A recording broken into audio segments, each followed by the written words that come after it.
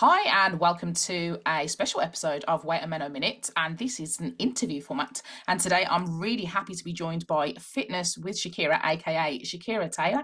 Hi, Shakira, welcome. Hello, how are you? I'm good. I'm so excited. We've been having a really big chat beforehand, and we were just saying this is the first time that we've connected virtually, but we've been following each other on social media probably for about 2 years now, I think it is. Easily. Yeah, I've been stalking you for a while. Likewise, the Hey. stalkness is mutual. The stalkness is mutual. So I'm really, really pleased that you've agreed to come on today. So you're a personal trainer and a menopause coach, is that right? I would call myself a menopause, or maybe more of a menopause coach. Yeah, either title to be honest. But I started as a personal trainer, and obviously going through my own perimenopause journey and studying as well. I would safely say I'm a menopause coach. Whether other people agree with me, I'm not sure. Well, I would definitely agree with you because, like us, we stalk each other, and I see a lot of the content you put out there, which is amazing. And that's why I Oh, wanted you to come on today. So, can you tell us a little bit about what you do?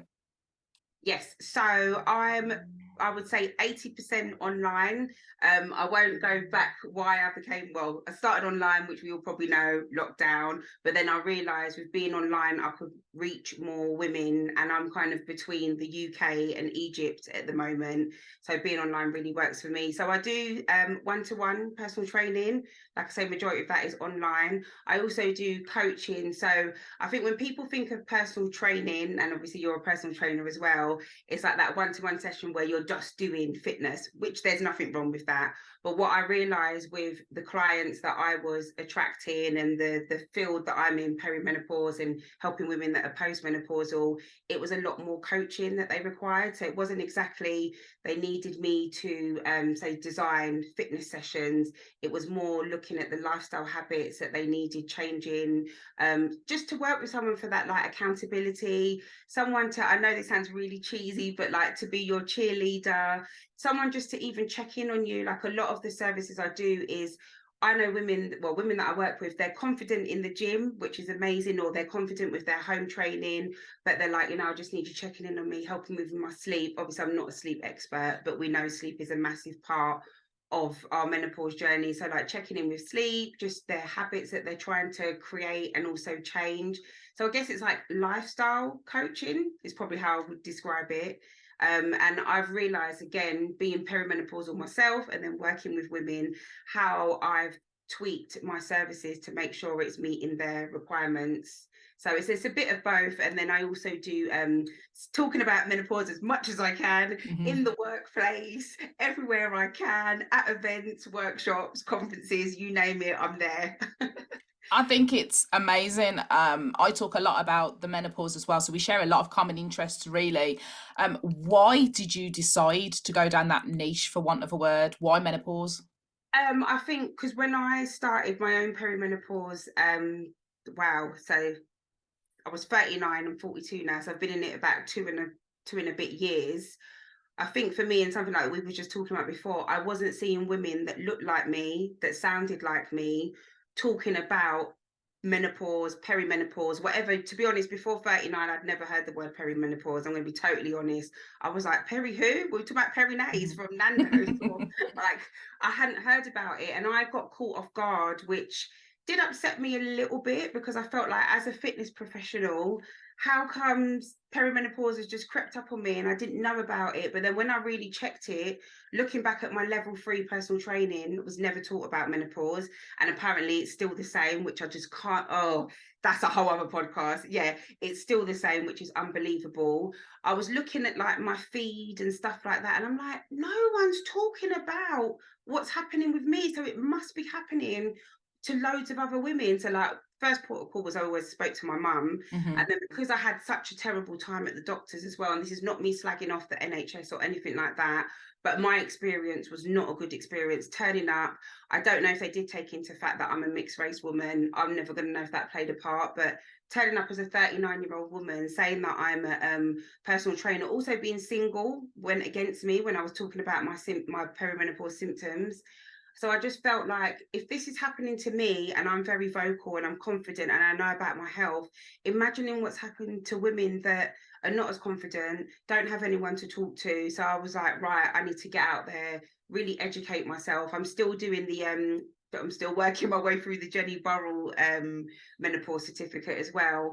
But then just learning about my own body and doing a few short courses, I was like, I need to get out there and talk to women and help women as much as I can, because not enough women are taught, like I said, that look like us, sound like us, are talking about it. Not enough women that, I was 39 when I was speaking to my friends, they were like, don't want to talk to you about, I'm not talking about that, Shakira, like that's an old lady thing. And that was another thing. I was like, no, we need to change the narrative. So definitely over the last 2 years, there's been a massive change in my social media content.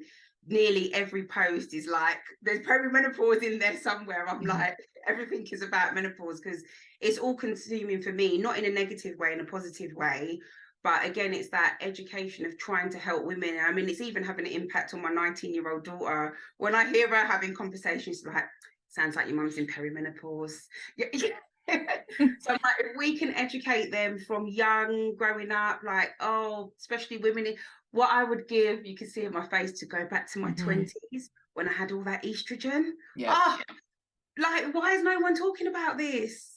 It's just crazy. It's wrong is what it is. I completely agree, and I think that until something actually impacts you, you don't generally tend to search for the narrative around it, if that makes sense. Yeah. Like I knew. So my mum, bless her, she's been amazing. But I remember from her menopause, it was a regular period, really, really heavy period. So that didn't impact me because I'm on the Marina coil. So my cycles, and that's a whole other issue. But yeah, so I was like, oh, okay, I think my cycles must be okay. Then I remember having night sweats. So that was one of the main symptoms. That's one I haven't had yet. Let me It's just horrendous. I'm just going to touch some wood over here. Every symptom. And then the mood changes. That's the only three things I remember from my mum's menopause. That she went in, she bought this book called Eat to Beat the Menopause. We've still got it now. I'm just looking over there. It's on my sofa. And she went through it that way and changed her nutrition completely. HRT wasn't, I think they spoke to her about it then. And she was like kind of mid, I think I remember her being around, we worked out the other day, maybe she was around 47 when she started perimenopause. Okay. So definitely thinking at 39, I was like, there's no way this could be menopause. It just wasn't. And yeah, then the rest kind of explained itself. But it was hard to get a diagnosis. So again, that's why I talk a lot about, really, you have to know your body. And this is why I do think, and this isn't about me trying to sell services or anything, but obviously we're fitness professionals and we're with our body, so we can probably identify a bit more than the average woman, and that's not trying to offend anyone. But this is why definitely through this transition period, you do need to tap into some form of professional support, help, because obviously you can go to the doctors and you'll get all of that, but again, I found they weren't really talking about lifestyle changes. They're just like, oh yeah, you probably need to lose a bit of weight, and not even explaining like how you lose weight in menopause, how it is, how that you need to make sure that you do exercise, but the right kinds of exercise. No one, obviously what we're talking about is saying, well, not no one, there are people, I shouldn't say no one, but we really need to understand that we have to change the way that we move our bodies, the way that we move our bodies through this, and that is hard. That's why, like I was saying, I changed my services, because I realized how many women, they were fine with the exercise but struggling with the setting up a sleep routine, changing they eat, being a bit selfish, really indulge self-care, because all of those things make a massive difference. But I could go on about all of that for eight. I'm like, No, it's true. Like I'm nodding along because we're very similar, and we identified that in the conversation we had before this podcast. And I work with a team, so there's me and two other instructors that work in like my fitness day-to-day organization.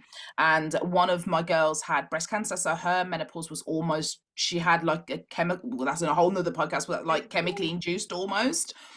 And she always says that you should train for the stage of life that you're in, and that's something that I try and carry forward now, because there's so many people trying to get back to, oh, when I was in my 20s, and I'm like, you can't talk about when you were in your 20s, because your estrogen levels drop in, your hormone level fluctuation, the fact that testosterone still courses through our body even though it's only in a small amount, but estrogen levels dropping, that in itself, things like facial hair, all the kinds of things that I talk about on the podcast.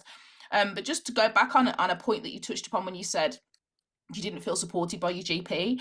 I speak to so many women that have had really bad experiences. More women have had bad experiences, and that's not me knocking GPs, but I didn't know until a couple of years ago that it's not a given. They only touch upon the menopause during their GP training, and it's an additional module, I think it is, because I had a GP that used to come to my fitness classes, and she said she paid to do the additional training around the menopause. And I'm like, why is this not standard? We're 50% of the population. Exactly. Yeah, they are.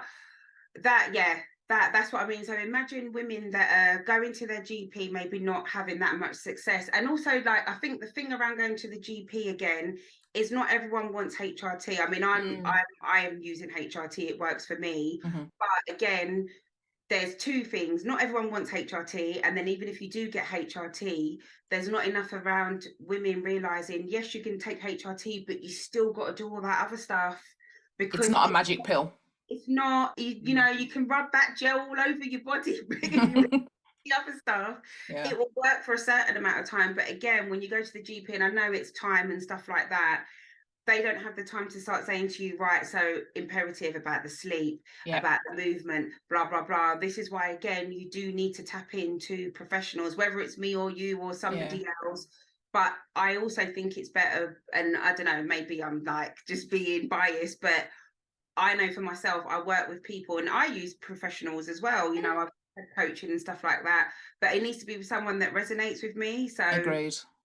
again, I'm not knocking anyone, but I'm seeing a lot of male PTs doing perimenopause and stuff like that. And it's great because I'm sure they've been on the courses and that. Yeah. But until you fully understand what it's like to go through perimenopause and try to keep on top of your fitness and try to keep on top of your diet and your kids and your pets and your this, I'm sorry, Amen. no man can understand. This is not me being sexist, but No, I agree. I agree personally. Like, if I wanted menopause advice, and I have gone and spoken to people about it, I want to speak to someone, and I'm sure a lot of women feel the same way we do, who's experienced it and who can say, this is what I did. But it might not work for you. But I know what it feels like to wake up in the middle of the night and I'm covered in sweat. I know what it feels like when I'm sitting at my desk and I can feel the hairs coming through my chin and I'm reaching for my tweezers that I have strategically placed around the house. Do you know what I mean? And it's like, see, you feel me, you know, and it's like this, you can't relate. I personally couldn't be coached through the menopause by somebody who couldn't personally relate to it. So I hear you, and I don't think it's a bad thing at all. yeah, No, just not at all. you have to, and you know what, there's a lot more people out there. You will find a professional for you that understands, but I do think that is one of the main things that women do need to tap into, because this transition, as we know, it could, I'm 2 and a bit years in, I could have another 10 years to go. I mean, I really hope it isn't another 10 years. I just want to get to the other. I'm like this, I'm running towards postmenopause now. I'm like, let me get to the other side, because it is still like, even though you know as well, Mel, like, I'm making the changes, and when I think, yeah, I've nailed it, hello, comes another symptom. I'm like, are you for real? Yeah, I hear you, definitely. And I'm sure a lot of people who are listening or watching this right now are saying yes at the screen or wherever they're listening, trust me. So as fitness professionals then, Shakira, what are a few things that we can start to do to make changes? So I think actually a point that you just made, that, you know, when we was in our 20s and all of that, I'll just eat less and I'll move more. That narrative needs to go. All of the toxic, I won't go on to nutrition, but it does work hand in hand. So all those things that we used to do, and I realized it as well, like I said, when I first started gaining the weight, I was like, this don't make sense, because I used to do this before and I'm not losing. What's going on? And it was taking me ages to, I'm kind of there now, but what you used to do before, like, delete that. You've really got to start a blank. Yes, you do need to. So I always say to people, and you can probably see that I'm standing today, because that's one of the things that has really benefited me: move more, sit less. So I'm not talking about the food, but wherever you can, because you have to think about people starting with the aches and pains, maybe you haven't moved in a long time, so just generally starting to just try and move that bit more. So like when I'm doing my, like on Zoom, anything like that, I just try and stand as much as I can, because for me it just feels better for my back, for my knees, just everything. So that's even just a prime example. The simple ones, like, you know, taking the stairs rather than the elevator, providing you've not got no mobility issues. But I think thinking about your lifestyle to begin with and how active you are, because for some women in particular, they're like, but I go and do all of these classes, but then if you're sedentary for the rest of the time, that's quite a, how can I explain it? Like, it's such a simple thing to address that does make a big difference. I would say most women, obviously, we need to start where we are. If you're doing whatever you're already doing, think about how much you're just generally moving throughout the day. You know, are you trying to walk at every opportunity? Are you trying to stand at every opportunity? I'm not saying you've got to be standing for the whole day, but especially with the hybrid working and working from home. I know a lot of people that they're just at home, they're at that desk for 8 hours straight, and then they're like, well, I don't need to leave the house, I get online deliveries. You know, there's a lot of people that are not leaving. So getting out, walking, just moving as much as you can to begin with, and then get your mindset ready for, okay, now I need to change the way that I do my planned workouts, is what I call them. And for me, what's worked for me and what's worked for my clients is that focus on strength. So definitely having like some cardio in throughout the week. So whether that's HIIT or like going to an exercise class, something where, you know, you're getting sweaty, getting the heart rate up 2 to 3 times a week, but shorter bursts, because a lot of women are still doing like 45-minute HIIT classes 3 or 4 times a week.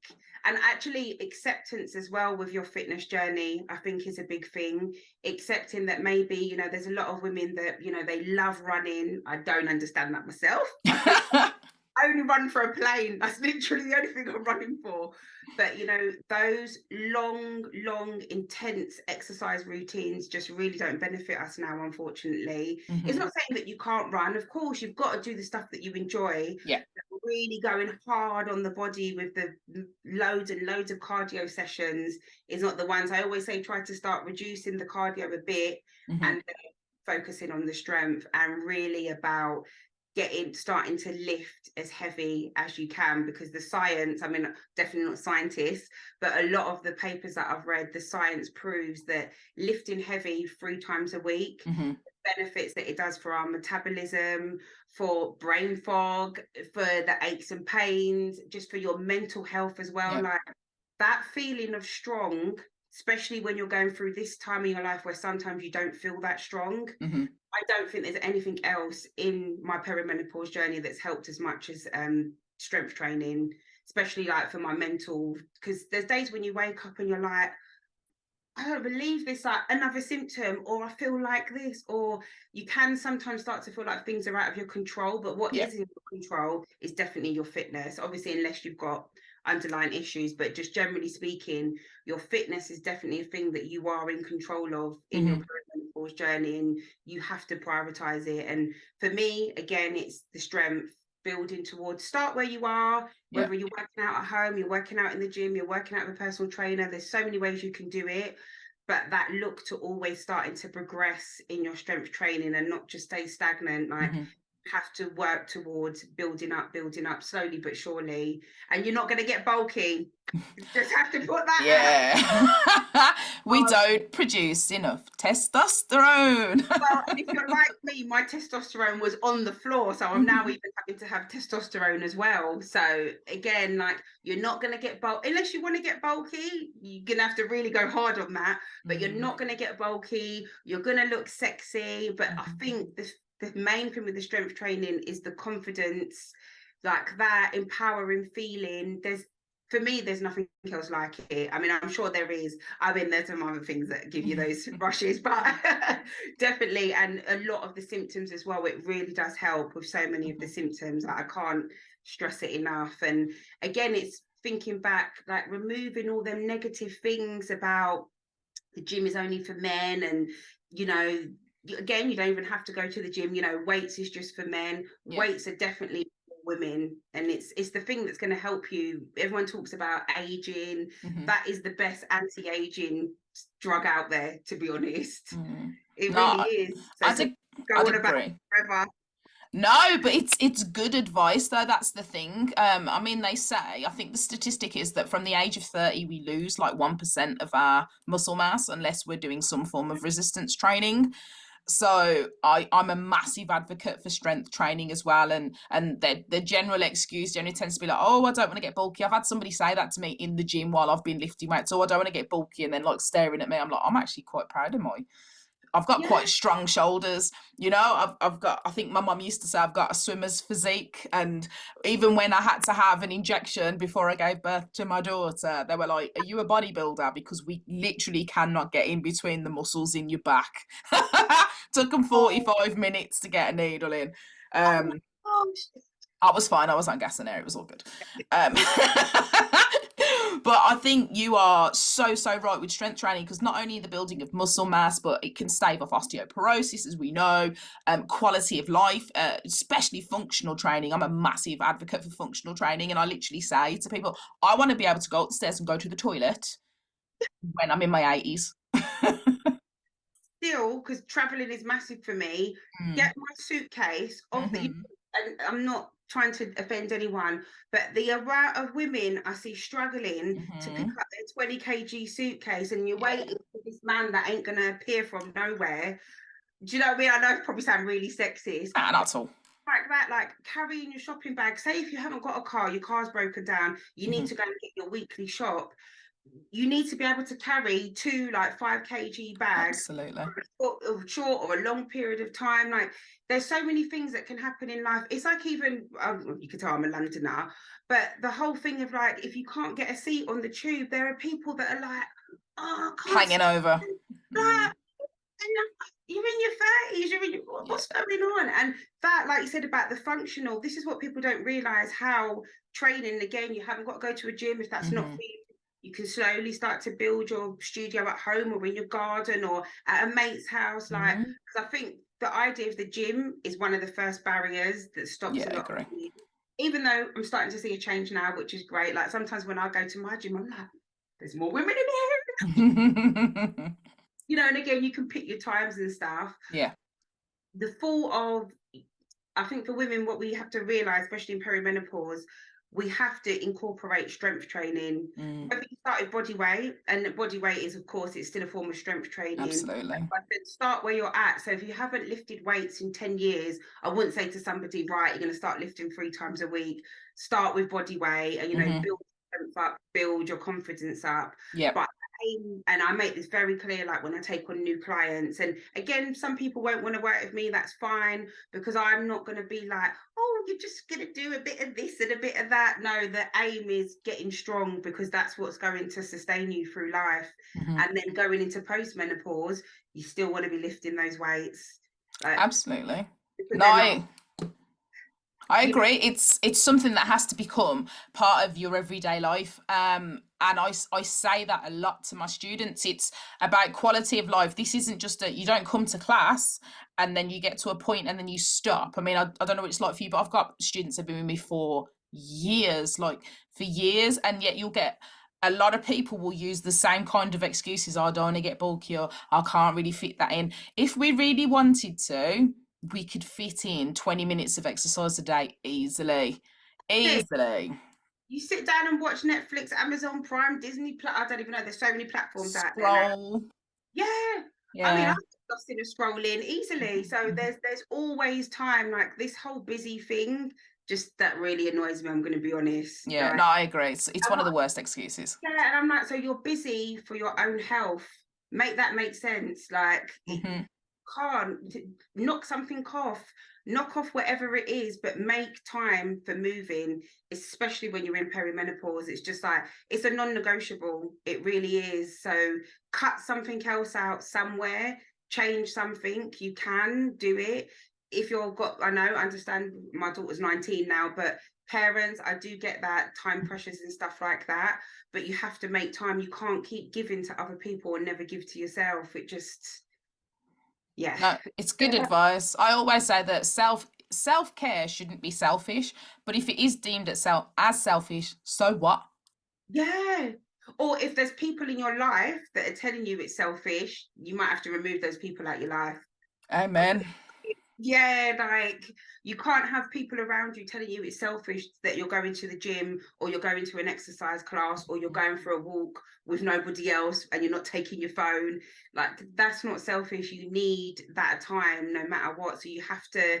And again, this is some of the things that I help women with. Like I'm like, come on, let's have a look at your diary. Hmm. We're going to look Monday to Sunday. Let's break down the times, and then I create those windows of time, and they're like, oh yeah, because sometimes it's just that realization of someone else saying, well, maybe if you'd done that in that order and Hmm. moved that over there, and then they're like, you've created 15 minutes for me. And again, 15 minutes is better than no minutes. Absolutely. Something is definitely better than nothing. And you said it yourself. You said, start where you are. And Theodore Roosevelt actually said, start where you are with what you have right now, or something along those lines. Saying that all the time because people are like, oh, here she goes, but I'm serious. I'm It's like, true. that's what I'm saying, start where you are, even if it's you have whatever going on and you can't leave the house, because obviously Hmm. then, like I said, stand up to have a meeting, start standing up to take a phone call, Yep. do march of one. I'm always saying to people, and they're like, really, Shakira? And I'm like, just do it and you see the difference. I Hmm. spend a lot of time at the kettle. So I'm like, when the kettle's boiling, just stand and march or do a couple Absolutely. of walks. And they're like, oh, actually, I actually felt a bit better. I'm like, Yeah. there you go. It's just it's those small changes, isn't it? And I think that you've got to want to care enough about yourself, and hopefully like hearing conversations like this will help women to understand that they're not on their own, and that it is okay to not know everything, and to just start small. Yeah, start. It's better to start small and be consistent with that small change Hmm. rather than, like I said, if you haven't been to the gym or you haven't lifted weights in 10 years and then you're like, I'm going to start training 3 times a week, Hmm.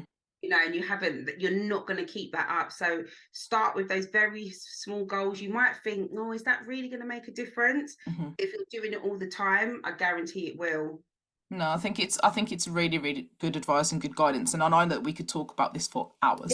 Yeah. So where can people find you then on social? So I am mainly on Instagram, Facebook, Fitness with Shakira. I am trying to do well on TikTok, but it's a bit, I'm probably on there like twice a week. But Hmm. Instagram, Facebook, TikTok, and on LinkedIn, I'm Shakira Taylor on there. Those are the 4 platforms I use. I'm exhausted with all the other ones. And It's then having obviously, time. I've got my website, fitnesswithshakira.co.uk.